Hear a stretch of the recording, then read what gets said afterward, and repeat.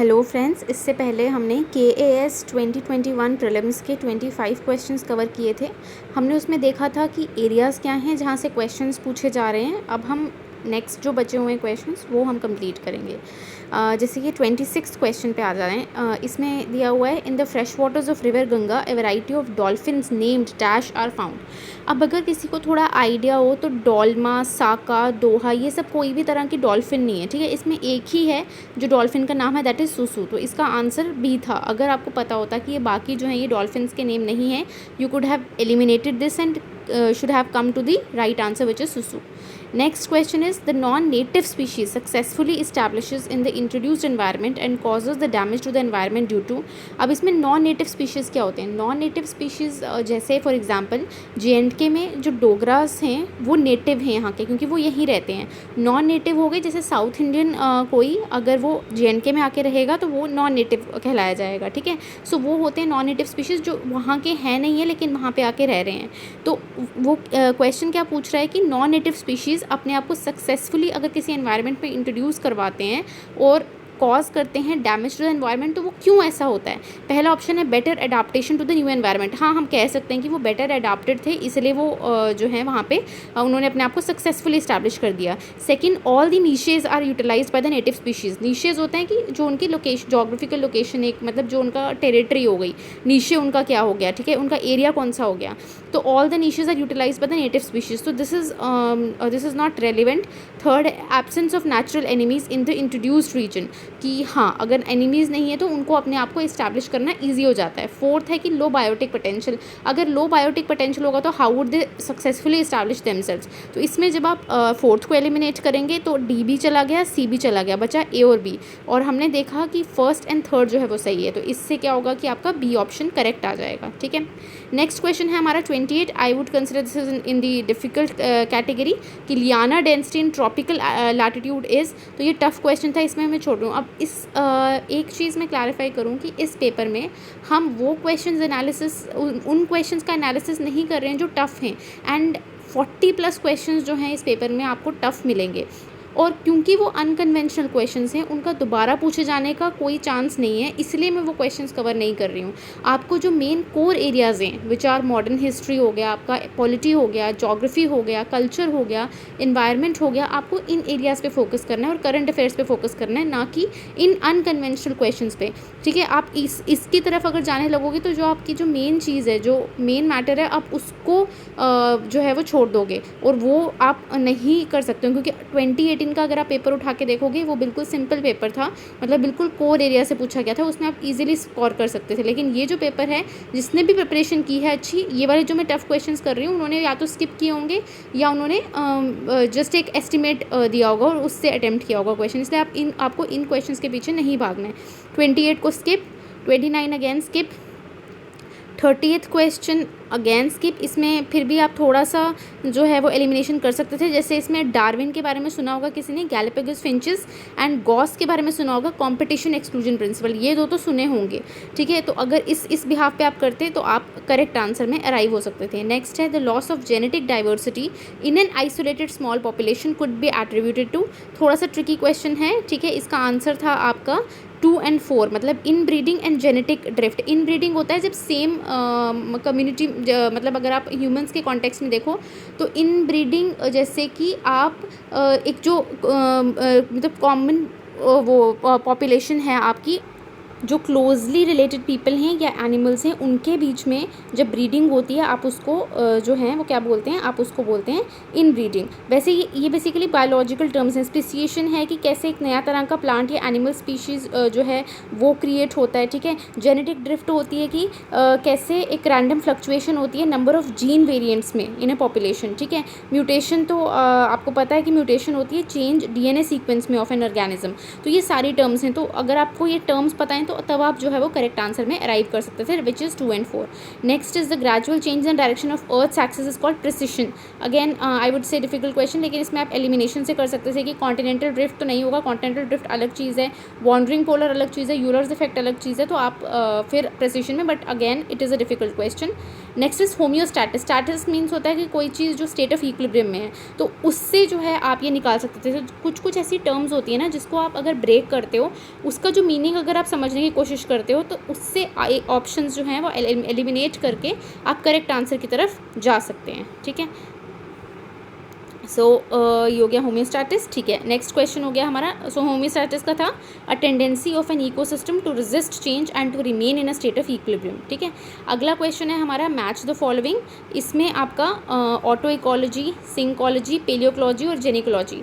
Again इसमें ना आप दो ऑप्शंस का पता लगा सकते हो, लेकिन दो चीज़ों का पता लगाना मुश्किल हो जाएगा। ऑटो इकोलॉजी क्या होता है एंड सिंकोलॉजी क्या होता है। जेनिकोलॉजी को आप नाम से कि जीन से रिलेटेड है, तो मतलब ये study of ecology in relation to genetics हो सकता है, क्योंकि और कोई ऑप्शन इसको सूट नहीं कर रहा। ठीक है, पेलियो जो है वो आपका पोस्ट एजेस से है, ये दो आप निकाल सकते हो, लेकिन उसके बाद भी आपको दो ऑप्शंस में कन्फ्यूजन रहेगा। ठीक है, आप करेक्ट आंसर में अराइव नहीं कर सकते। तो ये थोड़ा सा मैं बोलूँगी कि डिफिकल्ट क्वेश्चन था। इसमें आपको टर्म्स का पता होना चाहिए था, ऑटो इकोलॉजी, सिंकोलॉजी। ये जब आप आई थिंक ये शंकर आईएएस में दिया हुआ है, तो वहाँ से ये क्वेश्चन सॉर्ट हो सकता था, लेकिन ये डिफिकल्ट क्वेश्चन है। ऑप्शंस की वजह से ये ज़्यादा डिफिकल्ट हो गया। अगर ऑप्शंस इस तरह से फ्रेम होते कि अगर हमें दो पता थे, हम आंसर करेक्ट आंसर पे आ जाते, तो then it would have been an easy question. ठीक है, उसके बाद होता है Western Ghats of India is known as endemic crown. तो ये क्वेश्चन भी मैं डिफ़िकल्ट मानूंगी, क्योंकि इसमें आपको कन्फ्यूजन है कि हमें पता है कि एंडेमिक वहाँ पे जो है वेजिटेशन वगैरह जो होती है, कुछ मेडिसिनल प्लांट्स मिलते हैं और बहुत सारी एंडेमिक वेजिटेशन है, लेकिन क्या वो एंडेमिक क्वीन है, क्या वो एंडेमिक घाट है, क्या वो एंडेमिक क्राउन है, क्या वो एंडेमिक होम है। तो ये कन्फ्यूजन वाला क्वेश्चन था। Next question very easy, correct order of sequence. ये आपको हर जगह पे मिलेगा, जहाँ पे भी आप बेसिक ज्योग्राफी कवर करोगे वहाँ पे आपको ये सीक्वेंस मिलेगी कि पहले ट्रोपोस्फेयर आता है, then it is stratosphere, then mesosphere and then thermosphere आता है। ठीक है, नेक्स्ट क्वेश्चन है हमारा 37th question, match list 1 with list 2 and select your answer. अब ये क्वेश्चन डिलीट किया गया था क्योंकि इसके जो ऑप्शन थे थोड़े एम्बिग्यूअस थे। ठीक है, इसमें आपको होराइजन ए के बारे में पता है कि ए जो होता है वो आपका टॉप सॉइल होता है, बी जो होता है वो आपका सब सॉइल होता है। ठीक है, सी और डी में थोड़ा सा कन्फ्यूजन था, वैसे जैसे इन्होंने वेदर्ड पेरेंट रॉक लिखा है तो वो होराइजन सी में होता है। ठीक है, जो बिल्कुल सॉलिड रॉक होती है वो आपका होराइजन डी होता है। तो कुछ एम्बिग्यूटी की वजह से ये क्वेश्चन डिलीट किया गया था। नेक्स्ट क्वेश्चन है which quantum phenomena was Albert Einstein referring to in his expression spooky action at a distance. तो ये थोड़ा करंट में था न्यूज़ में, साइंस एंड टेक के करंट अफेयर्स में आपका ये क्वेश्चन कवर्ड हो जाएगा। तो ये क्वांटम इंटेंगलमेंट इसका आंसर था। नेक्स्ट क्वेश्चन है in what cases the 3 equations of motion be applied. तो difficult question I would say. ठीक है, नेक्स्ट क्वेश्चन है आपका again difficult question. Then white dwarf क्या होता है, ये आपको तरुण गोयल में जब आप ज्योग्राफी पढ़ते हो उसमें सोलर सिस्टम पढ़ते हो ना, वहाँ पे आपको ये वाइट ड्वार्फ मिल जाएगा। आपको ज्योग्राफी की एनसीईआरटीज़ में सोलर सिस्टम में ये जो है वो मिल जाएगा कि वाइट ड्वार्फ क्या होता है, एक stellar core which remains after the star has used up all of its nuclear fuel. तो वो जो एंड में बच जाता है दैट इज़ वाइट ड्वार्फ। ठीक है, उसके बाद on which of the following planets does the sun rise in the west. ये भी आपको तरुण गोयल में मिल जाएगा और ये जनरल नॉलेज का क्वेश्चन है कि वीनस में जो है हमारा सन जो है वो वेस्ट की तरफ राइज करता है। अगेन यूट्रोफिकेशन बहुत ही कॉमन क्वेश्चन, एनवायरनमेंट में ये टर्म्स जो हैं वो बहुत इंपॉर्टेंट होती है। जैसे पीछे भी हमने देखा ऑटो इकोलॉजी, सिंकोलॉजी, ठीक है, जेनिकोलॉजी, पेलियोकोलॉजी, तो ये टर्म्स इंपॉर्टेंट है। वैसे eutrophication is a very important term और ये time and again this has been asked in various exams, not only the state PCS but also in UPSC and other CDS NDA exams. ठीक है, so this is an important question, expected question, natural aging of a lake by nutrient enrichment of its water. Then आपका by what factor is the electromagnetic force stronger than the gravitational force? तो 10 to the power 36। तो ये थोड़ा सा जो है वो आप मुश्किल बोल सकते हो क्योंकि एग्जैक्टली वो याद रखना, बट ये भी आपका तरुण गोयल में दिया होगा। ठीक है, नेक्स्ट क्वेश्चन है आपका 45 विच of the following is not true. अब बहुत सारे बच्चों ने ये क्वेश्चन गलत किया है बिकॉज उन्होंने नॉट ट्रू नहीं पढ़ा। ठीक है, तो इसमें जब आपने नॉट टू अगर पढ़ा होगा तो आप इस क्वेश्चन को सही करेंगे कि A is correct, double stranded helix with sugar phosphate as backbone. C is correct, its strands run in opposite direction.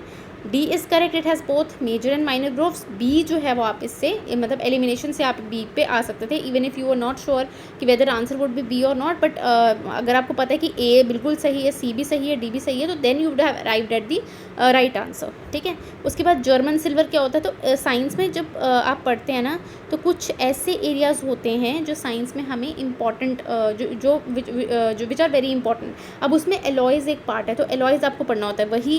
तो I would not consider consider this as a difficult question, क्योंकि alloy science में आपको, general science में आपको पढ़ना होता है. So German silver is an alloy of, तो इसका आंसर होगा D, copper, zinc and nickel. ठीक है. Next question, easy question. The growth in response to touch stimulus. ठीक है. ग्रेविट्रोपिज्म क्या होगा? In response to gravity. Phototropism क्या होगा? Photo means light, in response to light. Chemotropism क्या हो गया? In response to a chemical. Thigmotropism हो गया आपका टच. तो अगर आपको थिग्मोट्रोपिज्म टर्म नहीं पता है, लेकिन अगर आपको पता है ग्रेविट्रोपिज्म है तो वो ग्रेविटी से रिलेटेड होगा. फोटोट्रोपिज्म है तो वो फोटो से रिलेटेड, मतलब लाइट से रिलेटेड होगा. कीमोट्रोपिज्म है तो वो केमिकल से रिलेटेड होगा. Then you would have arrived at the correct answer which is C, thigmotropism. ठीक है. Then it is what field of science is the Bragg's law related to. Again ये आपको जो है आपकी जनरल साइंस की किसी भी बुक में आई थिंक ये तरुण गोयल में दिया होना चाहिए कि ये सॉलिड स्टेट फिजिक्स से रिलेटेड है. ठीक है. Next, what is India's share of global species diversity. Difficult because it is not possible to memorise the percentage की. अच्छा इतना है, बट ये भी आपको जो है आई थिंक करंट अफेयर्स में भी जो है ये दिया होगा कि ग्लोबल स्पीशीज डाइवर्सिटी का है, लेकिन it's again a difficult question, tough question. Then again easy question. Plants that grow in water are called as hydrophytes. What name is given to plants that grow in desert conditions? तो hello, I think hello होता है कि salty वाला. ठीक है. तो जो है हमारा फेयोफाइट्स जो मरीन से रिलेटेड. ठीक है. फेयोफाइट्स आपका मरीन से रिलेटेड हो गया. मीजोफाइट्स होता है एक ऐसा प्लांट जिसको मॉडरेट अमाउंट ऑफ वाटर चाहिए होता है. तो अगर तो इसका आंसर जीरोफाइट है. और वैसे भी जब आप एनसीईआरटीज़ वगैरह पढ़ते हैं ना, तो उसमें आपको ये जीरोफाइट्स आपने सुना ही होता है. तो एनसीईआरटी वगैरह से आप ये क्वेश्चन आराम से कर सकते थे. नेक्स्ट क्वेश्चन है, when did the union cabinet chaired by the prime minister approved the adoption of Jammu and Kashmir Panchayati Raj act. Again I would say this is a difficult question to memorise the exact date. It is not possible कि आपको exact date पता हो, but इसका answer था 21 अक्टूबर 2020. ठीक है. तो इससे क्या पता चलता है कि कोई अगर मेजर डेवलपमेंट हुई है 1 ईयर ऑफ दी ये जो आपका पेपर है उसमें, तो यू शुड नो उसकी डेट पता होनी चाहिए. ठीक है. उसके बाद नेक्स्ट क्वेश्चन है, just a second, next question है हमारा.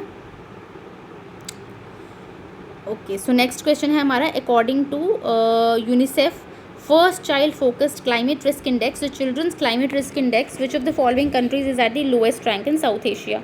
तो क्योंकि ये करंट में था, तो जब आप ऐसे इंडेक्स पढ़ते हो, ठीक है, उसमें आपका साउथ एशिया ओवरऑल टॉपर कौन है, साउथ एशिया में टॉपर कौन है, एंड में कौन है, इंडिया का क्या रैंक है, ये आपको पता होना चाहिए. तो ये करंट अफेयर से क्वेश्चन था, इसका आंसर पाकिस्तान था.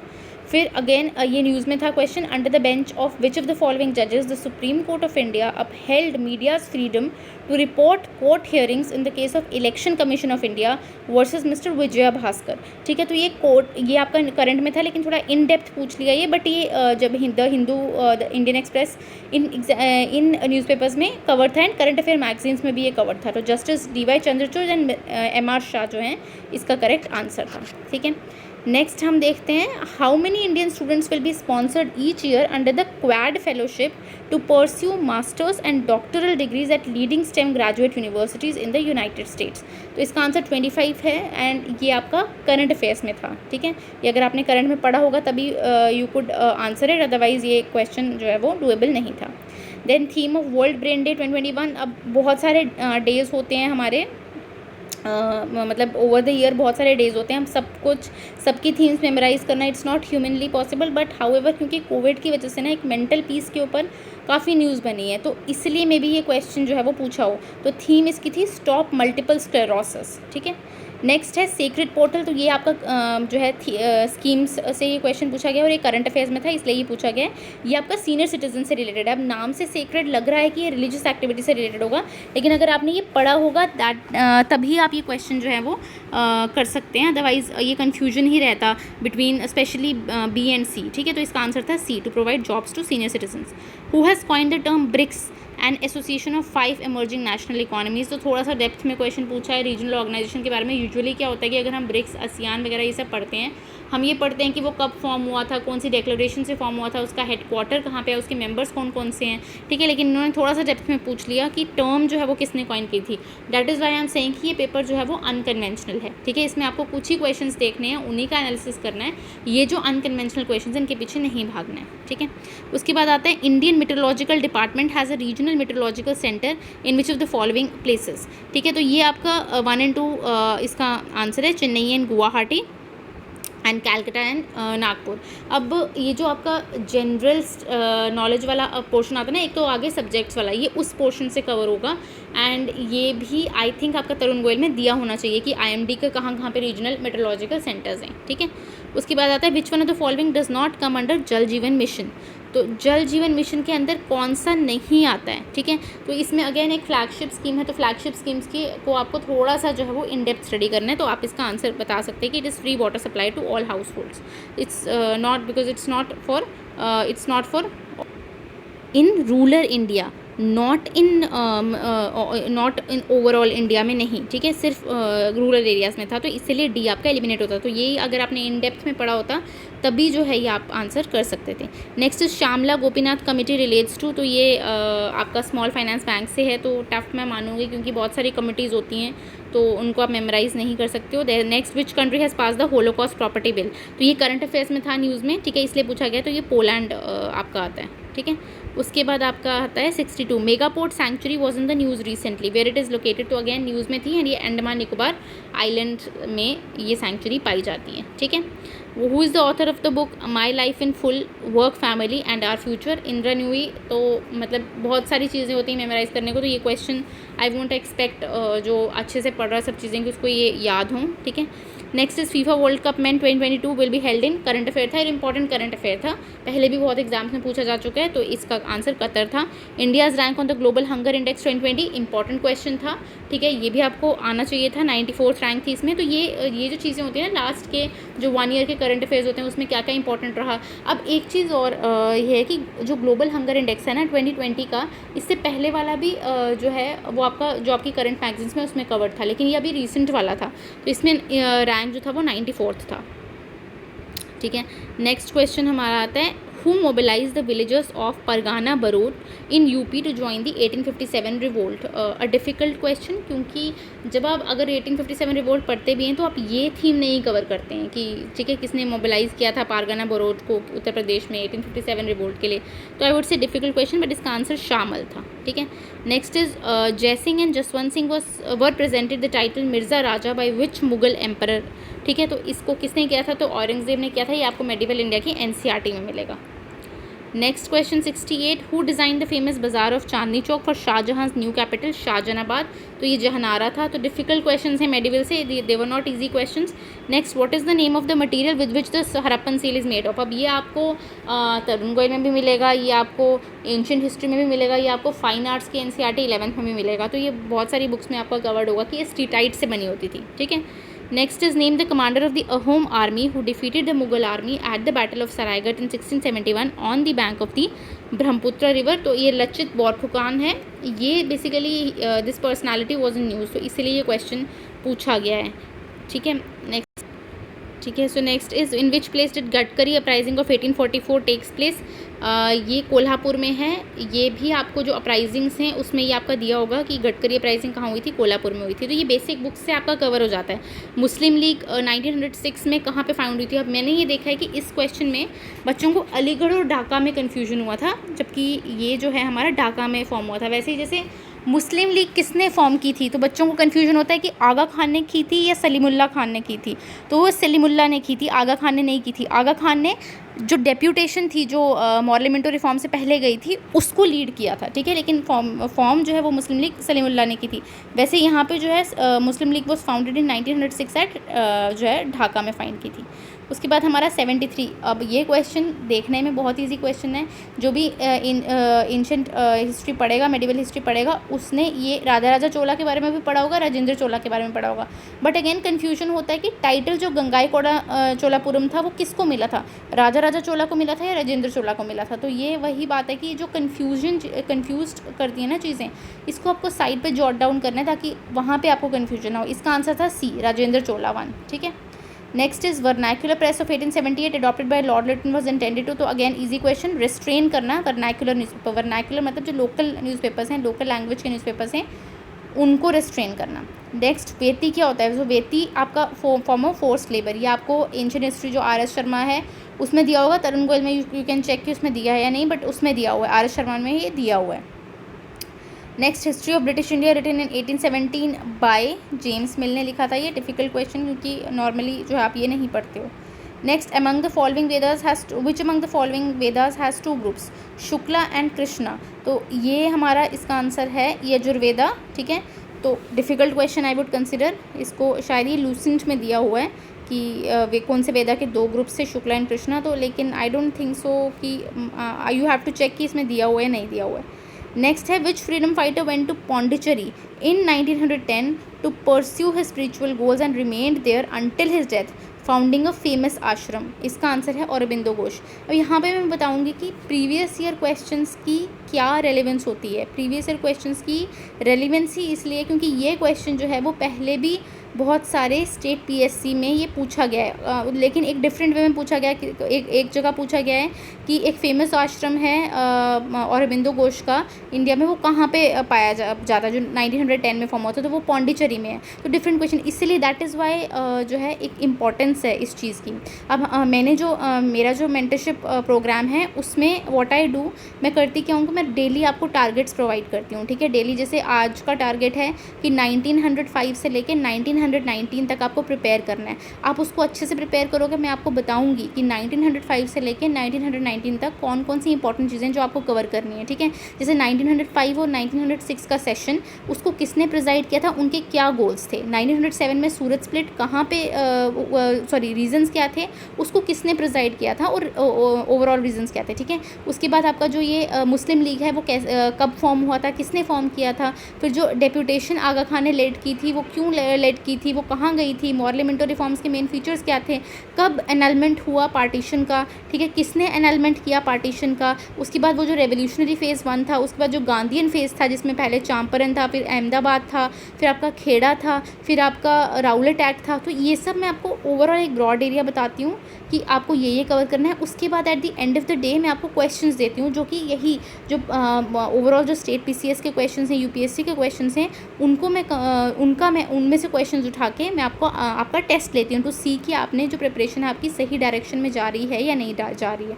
That is what mentorship is. तो यहाँ पे मुझे वो क्वेश्चन याद आ गया कि मैंने एक क्वेश्चन प्रिपेयर किया था जिसमें पूछा गया था कि जो औरबिंदो घोष का आश्रम है वो कहाँ पे है, तो वो पौंडीचेरी में है। तो दैट इज़ वाई जो प्रीवियस ईयर क्वेश्चंस हैं, दूसरे पीएससी के क्वेश्चंस हैं, यूपीएससी के क्वेश्चंस हैं, उनका बहुत रेलिवेंस होता है। और स्टेट पीएससी के लिए, स्पेशली केएस के लिए जो है आपका जो बाकी पीएससी के हैं ना, वो ज़्यादा रेलिवेंट हो जाते हैं, यूपीएससी से भी ज़्यादा वो रेलिवेंट हो जाते हैं, क्योंकि similar type of questions have been asked time and again, ठीक है। ओके, सो चलो back to this 79 very easy question. ये आपको जब भी आप मेडिवल पढ़ेंगे, चाहे आप तरुण गोयल से पढ़ें, लूसेंट से पढ़ें, आप कहीं से भी पढ़ें, तो वहाँ पे आप एग्जैक्ट ये क्रोनोलॉजी जो है वो आराम से कर सकते हैं कि आपका सबसे पहले कुतुबुद्दीन ऐबक हैं, फिर इल्तुमिश हैं आपके, फिर रज़िया हैं, फिर बालबन है, ठीक है। ये आप कर सकते हैं easily. Next easy question, poverty and British rule. इसमें कंफ्यूजन हो सकती है बच्चों को कि आरसी दत्त एंड दादा भाई नौरोजी इनमें से किसने किया था, बट इसका आंसर जो है वो आपका दादा भाई नौरोजी था। नेक्स्ट क्वेश्चन है आपका match the central American countries. अब जिसने ऐसे क्वेश्चन 2-3 हैं, जिसने ये देखा होगा must have found this question as very difficult, mostly बच्चों ने छोड़ दिया होगा। बट ये जो थे ना, आज से कोई आप लगा लो 20 ईयर्स बैक अगर आप जाओ, यूपीएससी इस तरह के क्वेश्चंस पूछता था ज्योग्राफी में, ठीक है। और यूपीएससी भी और बहुत सारे स्टेट पीएससी भी इस तरह के क्वेश्चंस पूछते थे, अभी भी पूछते हैं कुछ। Again relevance of previous year questions I would suggest. Then आपका okay, so consider the following sentences. Rubber production began in the region of Travancore and Malabar. Okay, second option है 8% of the world's production of rubber is contributed. अब again जो है इसमें आपको पूछा हुआ है नॉट करेक्ट, ठीक है। अब जिसने नॉट करेक्ट नहीं देखा उसको लगेगा कि हाँ यार, हमें पता है कि ये केरला वाले एरिया में ही जो है इसकी रबर प्रोडक्शन शुरू हुई थी, और सेकंड अनसर्टन है। और यूजुअली पता है ऐसे कहा जाता है कि जब आपके क्वेश्चन में ना एक कोई डेटा दिया हो ना, जैसे मैं इसमें एक ही डेटा दिया हुआ है कि 8% of the world population of rubber is contributed by India, तो वो यूजुअली जो है ना हम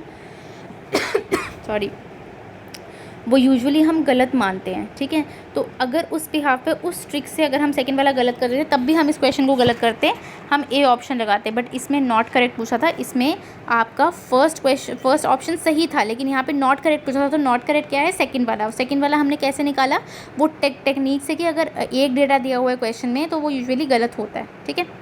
नेक्स्ट इज़ बायोचार। तो बायोचार अगेन मतलब एक कॉमन टर्म है, अगर आपने पढ़ा होगा तो ये आप क्वेश्चन कर सकते थे। एक फॉर्म ऑफ चारकोल है which is produced from heating organic matter. वैसे भी बायोचार का जब मैंने बोला ना, अगर कोई टर्म आ रही है उसको तोड़ के देखो कि क्या उसका कोई मीनिंग निकल रहा है। अब इसमें मीनिंग निकल रहा है, तो आपने बोला कि फॉर्म ऑफ, क्योंकि 4 नाम है आपका टर्म में, 4 नाम है ना, तो उससे आप चारकोल अराइव कर सकते थे। तो it is a form of charcoal produced from heating organic matter. ठीक है, नेक्स्ट क्वेश्चन है आपका, विच of the following is true about Kashmir. ठीक है, अब यहाँ पे आप मेरे वाले ट्रिक लगा सकते हैं, लेकिन इसमें 2 आपके डेटा दिए हुए हैं। ठीक है, 2 डेटाज आर गिवन कि रिकॉर्डेड फॉरेस्ट एरिया इतना है and more than 50% of the plant species used in British pharmacopoeia are reportedly grown in J&K। अब देखो, जब आपका ऐसी कोई मतलब ऐसा कोई स्टेटमेंट होता है ना जिसमें प्रोबेबिलिटी वाली गेम होती है कि हो भी सकता है नहीं भी हो सकता, वो यूजुअली आपकी सही होती है। जैसे इसमें लिखा गया है more than 50% of the plant species, तो ये हो भी सकता है यार, नहीं भी हो सकता। किसने एग्जैक्ट जो है वो परसेंटेज नापी वहाँ जाके, लेकिन थर्ड वाला जो है वो इनकरेक्ट हो सकता है। तो उस बिहाफ पे अगर हम मतलब थोड़ा सा ट्रिक टेक्निक लगा के अगर हम करते हैं, तो थर्ड वाला अगर गलत हो गया तो डी ऑप्शन भी जाएगा, सी ऑप्शन भी जाएगा, बचे ऑप्शन ए और बी। अब ए ऑप्शन क्या है हमारा, vegetation and climate can broadly be categorised into subtropical, temperate and alpine zone. तो ये आपका करेक्ट है। तो इससे आप 1 और 2 मतलब थोड़ा सा आपका नॉलेज भी चाहिए, प्लस थोड़ा सा आपका सोचने का तरीका, स्मार्टली आपको सोचना है। ये सब आप सीखते हो जब आप प्रीवियस ईयर प्रैक्टिस करते हो या मॉक टेस्ट प्रैक्टिस करते हो, एंड ठीक है, उससे आप ये जो है वो ऐसे क्वेश्चन कर सकते हो। नेक्स्ट क्वेश्चन है 86। अब बाइगा ट्राइब के बारे में पढ़ा है, तो ये बाइगा ट्राइब मतलब कोई एंथ्रोपोलॉजी स्पेसिफिक कोई बच्चा होगा, वो आपका ये शायद कर पाए, अदरवाइज इट्स डिफिकल्ट ये क्वेश्चन करने का, इसलिए I want be discussing this. Next question है 86। Consider the following sentences. India is the second largest producer of the fruits and vegetables in the world. चलो देखते हैं। Totally 12% of the cropped area is oil seeds. तो difficult question, exact आपको पता होना कि क्या चीज़ है, और उसमें 2 आपको फैक्ट्स दिए हुए हैं। ठीक है, तो यहाँ पे मेरी वाली ट्रिक तो काम करेगी नहीं, लेकिन हाँ, जब आप प्रिपेयर कर रहे हो प्रीलिम्स के लिए, तो आपको ये पता होना चाहिए कि कौन कौन सा फ्रूट्स है, कौन कौन सा वेजिटेबल है जिसमें हम लीड कर रहे हैं, हम राइस में लीड कर रहे हैं या नहीं कर रहे हैं, बीट में कर रहे हैं या नहीं कर रहे हैं। ठीक है, तो ऐसे क्वेश्चन पूछे गए हैं पहले, तो आगे भी चांसेस होते हैं कि पूछे जाने के लिए। तो अगर आपने वो किया होता तब शायद आप कर पाते हैं। ठीक है, एंड इसमें अगेन इसमें नॉट करेक्ट पूछा है। ठीक है, इसमें करेक्ट नहीं पूछा। तो नेक्स्ट क्वेश्चन है radial drainage pattern. Radial drainage pattern आपका गिर हिल्स में होता है। इसमें कन्फ्यूजन, वैसे विंध्यास में कोई रेडियल नहीं है, अरावलीज में कोई रेडियल नहीं है, शिवालिक्स में कोई रेडियल नहीं है, तो उससे आप अराइव कर सकते हैं क्योंकि गिर में आपका रेडियल ड्रेनेज पैटर्न होता है। ठीक है, और ये अगर आप बेसिक बुक्स पढ़ेंगे तो ये क्वेश्चन आपका कवर होता है उससे। देन आपका नेक्स्ट क्वेश्चन है 88। Which among the following states has the highest percentage of canal irrigation used in India. अब इसमें 99% बच्चों ने इसका आंसर उत्तर प्रदेश लगाया है, लेकिन उत्तर प्रदेश जो है वो हाईएस्ट तो है, लेकिन एरिया वाइज, ठीक है, not percentage wise. Percentage wise आपका J&K है। ठीक है, नेक्स्ट आता है आपका वेटलैंड्स पे क्वेश्चन। अब वेटलैंड्स बड़ा ही एक एक्सपेक्टेड एरिया होता है जिस पे क्वेश्चन पूछा जाएगा जब आप एनवायरनमेंट में पढ़ते हैं। Wetlands, coral reefs, national parks, wild life sanctuaries, ठीक है, बायोडाइवर्सिटी, पिरामिड्स, ये सब कुछ ऐसे एरियाज़ हैं जो एक्सपेक्टेड होते हैं कि इनसे क्वेश्चन पूछा जाएगा। अगेन वेटलैंड से क्वेश्चन पूछा गया। अब क्या क्वेश्चन पूछा गया देखते हैं। पहला ऑप्शन है wetlands can be both aquatic and terrestrial at the same time depending on seasonal variability. ये बिल्कुल सही बात है कि किसी टाइम पूरा पानी भरा होता है, किसी टाइम पानी भरा नहीं होता, वो टेरेस्ट्रियल की तरह एक्ट करता है। तो ये बिल्कुल करेक्ट आंसर है। सेकेंड है हमारा wetlands are first targets of human interference. बिल्कुल, ये भी सही चीज़ है। Third, boundaries of wetlands are defined as per their geographical location. Again है डाइसी, मतलब जो थीम है वो इजी है। Theme is wetland, wetland theme easy है, लेकिन उसने डिफिकल्ट कर दिया इसको थर्ड ऑप्शन डाल के कि boundaries of wetlands are defined as per their geographical location. तो इसमें अगेन मुश्किल था, लेकिन मुश्किल कैसे नहीं था कि आपको पता है कि फर्स्ट और सेकंड तो सही है, तो 1, 2, 3 आंसर हो सकता है या 1 और 2 आंसर हो सकता है, लेकिन 1, 2, 3 तो ऑप्शन में ही नहीं है। तो इसके ऑप्शंस ने इसको सिंपल बना दिया, क्योंकि 1, 2, 3 ऑप्शन में नहीं था, सिर्फ 1, 2 थे, तो आपने फटाफट जो है वो बी आंसर मार्क कर दिया। ठीक है, नेक्स्ट क्वेश्चन आपका 90 आपका आता है। इसमें लूनर इक्लिप्स, सोलर इक्लिप्स के बारे में है। ठीक है, इसमें पूछा है which of the following statements correct कौन सी हैं। ओके, सो पहला है when the earth, the moon and the sun are in a straight line, the sun enhances its gravitational pull of the moon creating a condition of higher tides and lower low tides known as spring tides. तो जब आप ये भी ऐसा area है जो आप पढ़ते हो बेसिक बुक्स में ना, जब आप टाइड्स वाला पढ़ते हो, ये आपको एनसीईआरटी में भी दिया हुआ है, तरुण गोयल में भी दिया, ये भी करेक्ट है। सेकंड जब आप पढ़ोगे ये भी आपको करेक्ट लगेगा। थर्ड अब क्या बोल रहा है, थर्ड बोल रहा है solar eclipse occurs when the sun passes between earth and moon. ठीक है, इक्लिप्स हो गया कि आपको दिखना बंद हो गया, तो सोलर इक्लिप्स कब होगा, सोलर इक्लिप्स तब होगा जब सन पास करेगा, नहीं, जब अर्थ पास करेगा सन और मून के बीच में। लूनर इक्लिप्स कब होगा, लूनर इक्लिप्स होगा मतलब मून नहीं दिख रहा, जब अर्थ पास करेगा आपका मून के बीच में और सन के बीच में। ठीक है, तो ये यहाँ पे क्योंकि उल्टा दिया हुआ था इसलिए इसका आंसर 1 और 2 था।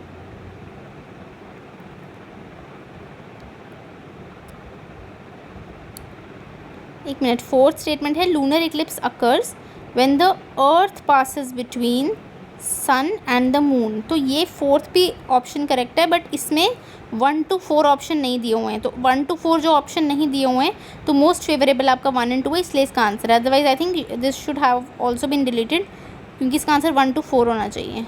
चलें अब आगे चलते हैं। UAE है सेंटर स्पेस प्रोब। अभी ये करंट अफेयर्स में इतनी बार ये न्यूज़ में रह चुका है, जिसने करंट अफेयर्स पढ़ा है उसको रट चुका होगा कि ये होप मिशन जो है वो ये है। डोलोमाइट डिपॉजिट्स कहाँ पे फाइंड किए गए हैं। अब क्योंकि ये बड़ा वेग सा क्वेश्चन था इसको डिलीट कर दिया गया, क्योंकि मोर देन 1 आंसर्स जो है वो इसमें करेक्ट लग रहे थे। फिर how many centimetres has been added to the revised height of Mount Everest after its remeasurement. Current affair का क्वेश्चन है, 86 सेंटीमीटर इसका आंसर था। ये अगेन ये क्वेश्चन मैंने बोला कि जो आप प्रीवियस ईयर क्वेश्चन से कर सकते थे। 95 क्वेश्चन बहुत ही कन्फ्यूजिंग क्वेश्चन है। मुझे ऐसा लगता है कि पूरे पेपर में ये क्वेश्चन ही होगा जो इतना कन्फ्यूजन वाला होगा। कोई किसी ने आलमंड लगाया, किसी ने वॉलनट लगाया, किसी ने कॉफ़ी लगाया। तो अब इसमें इसमें ये है कि आप डिटेल में कि हर एक जो है आपका क्रॉप का क्या क्या उसकी कंडीशंस हैं वो आप अच्छे से पढ़ें। स्पेशली आपके जो मेन क्रॉप्स हैं उनको तो आपको अच्छे से पढ़ना ही है। नेक्स्ट है आपका consider the following statement about the AIIMS of India enterprise architecture. तो इंडिया एंटरप्राइज आर्किटेक्चर, इसमें तीनों स्टेटमेंट्स। अब ऐसे क्वेश्चन होते हैं ना आपके, यूजुअली ऐसे होते हैं कि आपने इतना सुना नहीं होता उनके बारे में, तो अगर आपको इन क्वेश्चन में पता है कैसे आपको क्या ट्रिक अपनानी होती है, आप स्टेटमेंट्स पढ़ें। अगर आपको वो स्टेटमेंट जनरल लग रही है ना तो आप सारे जो है ऑल करेक्ट करते हैं। जैसे इसमें देखो पहली स्टेटमेंट है making all government services digitally accessible in an integrated manner. तो आप नाम से लगा सकते हो इंडिया एंटरप्राइज आर्किटेक्चर, तो हम बोल सकते हैं कि हाँ यार ऐसा होगा। सेकेंड है आपका enhanced efficiency delivery services by defining and enforcing service levels of a very high order. ये भी सही लग रहा है। Maintaining the right balance between security of state and privacy of personal information, ये भी सही लग रहा है। तो सारे जो है वो इसके सही हो गए। अगला बहुत इजी क्वेश्चन है, पॉलिटी लक्ष्मीकांत, तरुण गोयल सब में दिया हुआ है एंड ये आपका इंपॉर्टेंट एरिया होता है।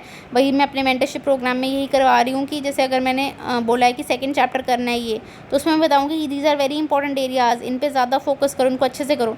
सी कोचिंग में और मेंटरशिप में एक डिफरेंस होता है। कोचिंग में क्या है कि आपको सब कुछ पढ़ाया जा रहा है, ठीक है, फिर उसमें से आपको छांटोगे कि अच्छा ये इंपॉर्टेंट है। लेकिन mentorship is smart study. Mentorship में पढ़ना आपको खुद है, लेकिन आपका जो गाइड है, जो मेंटोर है, वो आपको बताएगा कि किस तरीके से पढ़ना है कि आप पेपर को क्लियर कर सकें। ठीक है, आपको जो 100 चीज़ें करनी थी उसको वो 10 में कर देगा और बताएगा कि अच्छा ये पढ़ के जाओ तो आपका पेपर क्लियर हो जाएगा। मतलब पढ़ना तो आपको खुद ही है, बट एक प्रॉपर गाइडेंस आपको मिल जाती है। जहाँ पे आपको 2 साल लगने हैं वहाँ पे आपको 1 साल लगता है, जहाँ पे आपको 6 साल लगने हैं वहाँ पे आपको 2 साल लगते हैं। तो वही बात है, this is what is the benefit of mentorship. चलें, तो ये आपका जवाहरलाल नेहरू इसका आंसर था। नेक्स्ट आपका आता है 98 question, consider the following statement about PIL। अब इसमें क्या था कि ये पूछा गया और पूछा है करेक्ट कौन सा है। फर्स्ट वाला देखो, अगर किसी को पता हो तो PIL पहले USA में शुरू हुआ था, UK में नहीं शुरू हुआ था। अगर आप 1 को एलिमिनेट करते तो आपका C बचता और B बचता। अब इसमें 2, 3, 4 तो दोनों में कॉमन है। 5th देख लेते हैं कि PIL is considered absolutely necessary. अब कोई सोच सकता है कि यार ये एक्सट्रीम स्टेटमेंट है, absolutely necessary for maintaining the rule of law, but answer में इन्होंने इसका आंसर जो दिया है आई थिंक वो C दिया हुआ है, तो थोड़ा सा कन्फ्यूजन वाला क्वेश्चन है ये। ठीक है, नेक्स्ट क्वेश्चन है consider the following statements about the scheduled tribes and other traditional forest dwellers act 2006। अब अगेन ये क्वेश्चन बच्चों ने इजी क्वेश्चन था, गलत इसलिए किया क्योंकि नॉट करेक्ट नहीं पढ़ा। नॉट करेक्ट नहीं पढ़ा तो ये क्वेश्चन गलत हो गया, तो इसलिए नॉट करेक्ट पढ़ें। और जब आप इस क्वेश्चन को पढ़ेंगे तो आपने देखो पहला है हमारा it does not recognise individual rights. भाई ये लाया ही इसलिए गया था कि इंडिविजुअल राइट्स को रिकॉग्नाइज किया जाए, तो फर्स्ट तो सीधा सीधा आपका नॉट करेक्ट आएगा, तो मतलब 1 तो होगा ही होगा, तो ए और डी में से एक होगा। सेकंड देखो it recognises community rights as grazing and fishing, बिल्कुल ये बात सही है। सी it ensures land tenure, livelihood and food security of the forest dwelling scheduled tribes and other traditional forest dwellers, सही है। It protects the tribal population from eviction without rehabilitation and settlement, बिल्कुल क्योंकि ये उन्हीं के लिए जो है ये एक्ट लाया गया था, तो इसमें एक ही इनकरेक्ट है, दैट इज़ फर्स्ट कि it because it does recognise individual rights like rights of self cultivation. Next है आपका 100-243H। अब ये आपको मतलब जब आप पंचायत, क्योंकि पंचायत आपको पता है कि बहुत इंपॉर्टेंट चैप्टर है, तो उसमें जब आप पढ़ते हैं तो आप अच्छे से उसको जितने भी 243 केस जितने भी वो आर्टिकल्स हैं आपके, वो आप उनको अच्छे से पढ़ें, ठीक है। So that's all. अब ये एनालिसिस का मेरा ये मकसद नहीं था कि मैं आपको डिटेल्ड एक्सप्लेनेशन दूं, मेरा ये मकसद था कि आपको पता चले कि एरियाज़ कौन कौन से जिनको आपको फोकस करना है, कि अगर आपने अपना स्टैटिक जो आपका है उसको आपने स्ट्रॉन्ग कर लिया ना, चाहे पेपर कितना भी डिफ़िकल्ट हो, यू विल सेल थ्रू, ठीक है। तो इसलिए आपको उन क्वेश्चंस की तरफ नहीं जाना है जो वेग से क्वेश्चंस पूछ लिए हैं, आपको उन क्वेश्चंस की तरफ जाना है कि जो आपके बार बार पूछे जाते हैं, ठीक है। आपको वो एरियाज़ आइडेंटिफाई करने हैं। तो इस डिस्कशन से हमने वो एरियाज़ जो हैं वो आइडेंटिफाई किए कि कौन कौन से इंपॉर्टेंट एरियाज़ हैं और प्रीवियस ईयर क्वेश्चंस का क्या बेनिफिट है। एंड जो मेरा मेंटरशिप प्रोग्राम है, अगर आप चाहते हैं कि ज्वाइन करना तो आप बिल्कुल कर सकते हैं। टेलीग्राम का लिंक जो है वो मैं नीचे डिस्क्रिप्शन में दे दूँगी, ठीक है। Till then goodbye and take care everyone, please take care of your health. Thank you.